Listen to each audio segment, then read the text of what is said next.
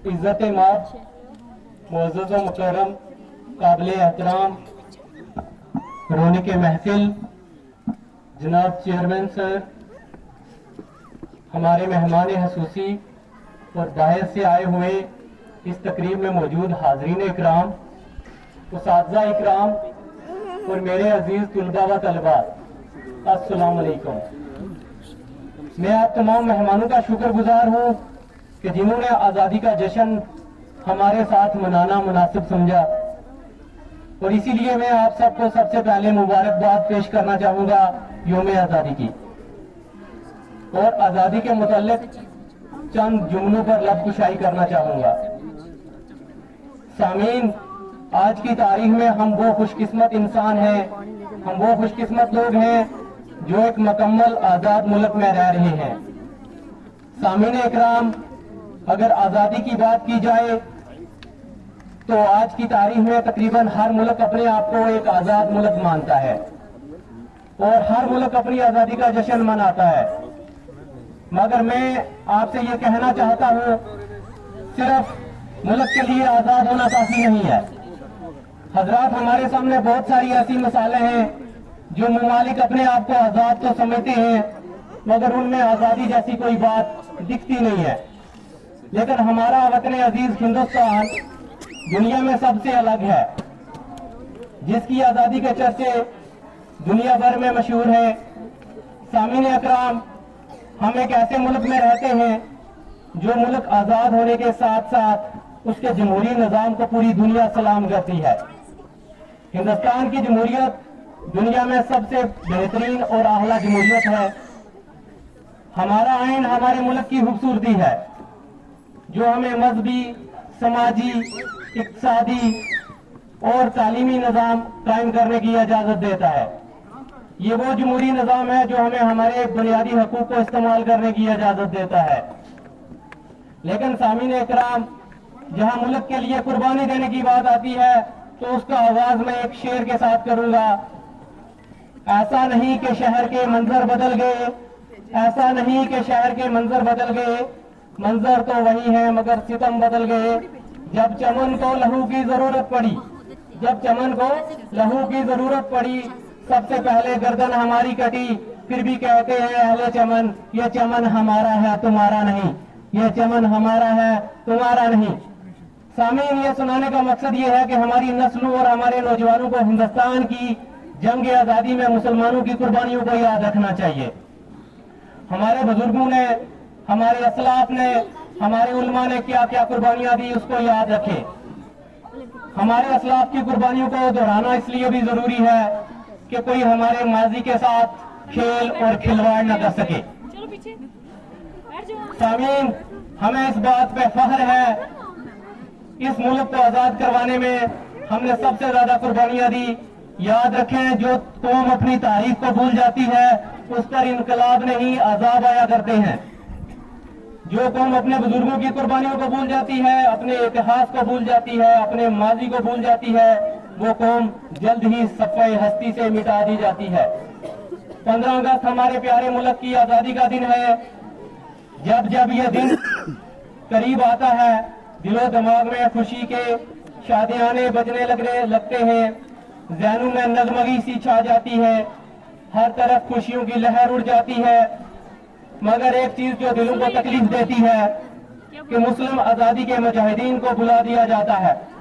इस मौका पर उनका जिक्र नहीं किया जाता, उनको याद नहीं किया जाता। हम आज़ाद तो जरूर हैं मगर हमारे जहन किसी एक जहनियत के गुलाम बन चुके हैं। जब 15 अगस्त करीब आता है, यौम आज़ादी करीब आता है, चाहे अखबारात हो, चाहे रिसाले या चाहे मीडिया, जानबूझकर किसी एक जमात के मुजाहिदीन आज़ादी का तज़किरा करते हैं, उनकी जज्बा हुब्बुल वतनी, उनके किरदार, उनकी बहादुरी की बातें करते हैं। सबसे बड़ी बात यह है कि मुसलमानों का जिक्र गायब हो जाता है। हालांकि मैं मानता हूं कि हिंदू, मुस्लिम, सिख, ईसाई सब ने मिलकर इस मुल्क को आजाद करवाया। भगत सिंह की फांसी की बात तो की जाती है मगर अशफाकुल्लाह खान को बुला दिया जाता है। जंग आजादी में मराठों के किरदार की बातें तो की जाती है मगर टीपू सुल्तान को नजरअंदाज किया जाता है। जिनके जिक्र के बगैर जंग आज़ादी की तारीख ही अधूरी है। लोगों को महात्मा गांधी और नेहरू तो याद आते हैं, मगर मौलाना हुसैन अहमद मदनी, मौलाना कासिम नानोतवी, मौलाना अब्दुल्ला सिंधी याद नहीं आते। लोगों को सरदार पटेल और झांसी की रानी लक्ष्मीबाई तो याद आती है, मगर बेगम हजरत महल, बेगम जीनत महल, सर सैयद अहमद खान, मौलाना अबुल कलाम आजाद, मौलाना मोहम्मद अली जौहर, मौलाना शौकत अली की कुर्बानियां याद नहीं आती। सबसे बढ़कर आजादी के रूह रुआ मुगलिया सल्तनत के आखिरी ताजदार बहादुर शाह जफर के बारे में बात नहीं की जाती, जिनके बेटों के सर अंग्रेजों ने काट कर एक तख्त में बहादुर शाह जफर के सामने पेश किए थे और उन्होंने बड़े दिल बर्दाश्ता होकर कहा था कि आज मेरे बच्चों ने इस मुल्क का हक अदा कर दिया है। और बाद में उनको भी, बहादुर शाह जफर को भी रंगून की कैद में डाल दिया गया था। बहादुर शाह जफर वो बहादुर शाह जफर है जिनके आबा व अजदाद के बने हुए लाल किले पर हमारे वजीर आजम बड़ी शान और शौकत के साथ तिरंगा लहराते हैं। सामीन, हमारे उलमा इकराम ने अंग्रेजों के खिलाफ जिहाद का फतवा दिया और जिसने सबसे पहले ये फतवा दिया उसका नाम शाह अब्दुल अजीज था। मेरे प्यारे दोस्तों, बहुत मेहनत की है हिंदुस्तान को आजाद करवाने में। मुअज़्ज़ज़ सामीन, 1862, 63, 64 या 65 की बात की जाए, आप सिर्फ हिंदुस्तान की तारीख पढ़े। मेरे हमवतनों, कितने उलमा को मार दिया गया। चांदनी चौक से लेकर पाकिस्तान हैबर तक कोई ऐसा दरख्त न बचा जहां किसी उलमा को लटकाया न गया हो। तकरीबन 3 साल में 14,000 उलमा को शहीद कर दिया गया अंग्रेजों की तरफ से। और एक अंग्रेज लिखने वाले जिनका नाम माइक थॉमसन है, वो अंग्रेजी में अपनी किताब में लिखते हैं कि मैंने कई ऐसे उलमा को देखा कि जिनको आग में जला दिया गया। वो कहते हैं कि मैंने कई ऐसे उलमा को देखा जिनको लोहे की जंजीरों से बांधा गया। माइक थॉमसन कहते हैं कि मैंने कई ऐसे उलमा को देखा जिनको सूअर की खालों में बंद करके तंदूरों में फेंक दिया गया।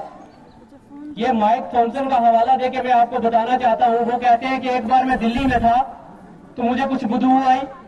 जब मैं अंदर देखने के लिए गया तो मैंने देखा कई उलमा को अंग्रेजों ने नंगा किया हुआ था और एक एक को जला रहे थे और कह रहे थे कि आपके जो इमाम, आपके जो उलमा ने जो फतवा दिया है वो आप वापस ले लो और ये तब्दील कर दो और उसमें ये लिखो कि अंग्रेजों को हिंदुस्तान में रहने का हक है।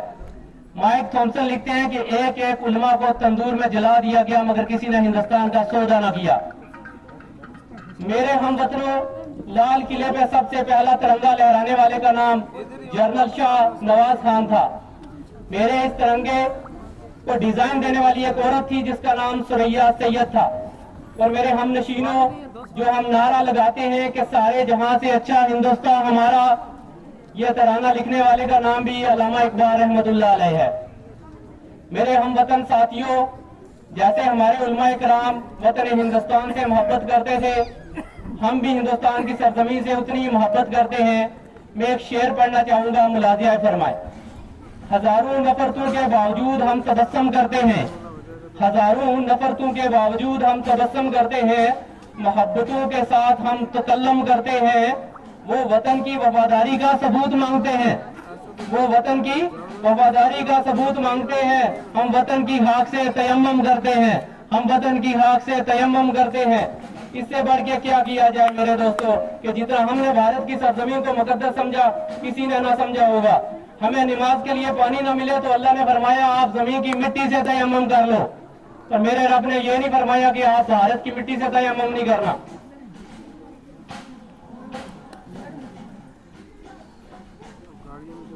हम तो भारत की सरजमीन को इतना मुकद्दस समझते हैं और वो हमसे वफादारी का सबूत मांगते हैं। और आखिर में एक बात कहूंगा, बड़ी गौर फरमाने वाली बात है कि मेरे हमवतनों, हमने अपने वतन के लिए सिर्फ आजादी से पहले ही कुर्बानियां नहीं दी, बल्कि आजादी के बाद भी जब जब हमारे मुल्क पर कोई मुश्किल आई तो हम शाना बशाना अपने मुल्क के साथ खड़े रहे। वो चाहे करगिल की जंग हो या एक ऑपरेशन सर्वनाश ऑपरेशन जो हिलकाका में चलाया गया था, उस ऑपरेशन में भी हम मुल्क के दुश्मनों के साथ डट के मुकाबला किया और उनको जड़ से उखाड़ फेंकने का काम किया। मैंने और आपने अपने वतन के लिए कुर्बान होने वालों को अपनी आंखों से देखा और अपने हाथों से दफनाया। और आने वाले वक्त में जब भी हमारे मुल्क को हमारी जरूरत पड़ी तो हम अपना लहू बहाने से पीछे नहीं हटेंगे। बहुत बहुत शुक्रिया। जय हिंद।